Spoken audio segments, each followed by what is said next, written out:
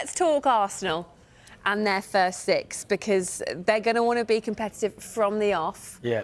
Manchester United away, opening weekend of the season, Super Sunday. That's a huge way to start the season. Yeah, it's a big game. There will be pressure on Mikel Arteta. As I said, they need to do a bit of business, quite a bit of business to be fair, but that is a tough game. To go to Old Trafford against Ruben Amorim's team who weren't good last season, who have to be better this season, Man United. But yeah, there's some tough fixtures, but as Bashir Humphreys just said there's no easy games in the Premier League. That's why it's the best league in the world, because we have the best teams in the world, we have the best managers, we have the best players in the world, so it's always going to be difficult. But the fixture list is not too bad, but look, Leeds will be tough as well, so there is, and then you've got Liverpool. Now, in actual fact, that is very tough. That's three away games. Let me tell you, that is probably the hardest one that's come out. I would say that's the hardest one, because I didn't see Man City in there, Newcastle, Forest as well, who had a good season, Liverpool, and they'll probably expect to get something from Leeds, but Leeds will be a difficult game as well. So that's the hardest. I bet Mikel Arteta was thinking, thanks whoever drew that out, because that ain't helped me one bit. It's just that, yeah, those first three away games couldn't be that much more difficult, really.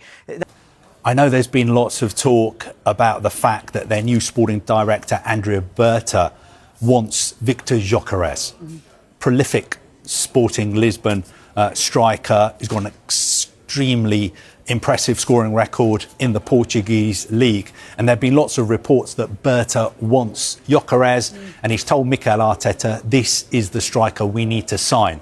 Now, my information is that they haven't yet narrowed it down to one name, which means that somebody like RB Leipzig's Benjamin Sesko is still very much on their radar as well. But what I can tell you is that Mikel Arteta will be seriously backed in the transfer market this summer. He will have at least £100 million to spend, plus any funds that are raised from selling players. It's important to stress that Arsenal, I think, are in a very healthy position financially. They've got no PSR issues. They realise, obviously, that finishing second is not good enough for their fans. They want to back Mikel Arteta so they can win a major trophy next season. That is why I'm convinced they'll be signing a striker this summer. They're very, very confident as well of signing Martin Zubimendi from Real Sociedad. He's a player who Bayern Munich have tried to sign, Liverpool have tried to sign. I am sure that he will become an Arsenal player. They will trigger his release clause, €60 million at the end of the season.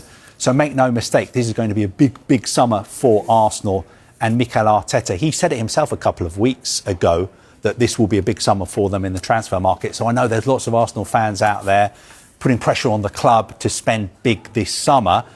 I'm not saying that Arsenal are going to go crazy. They're not just going to throw their money around. They will still be careful, but Mikel Arteta will be backed at least £100 million. I wouldn't be surprised if you take into account the players who could be leaving if their final outlay wasn't close to £200 million.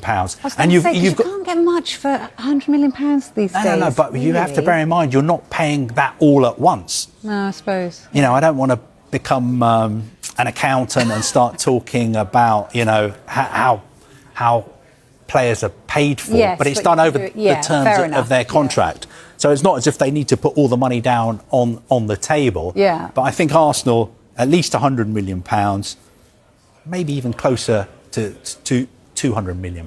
So potentially good news for Arsenal fans.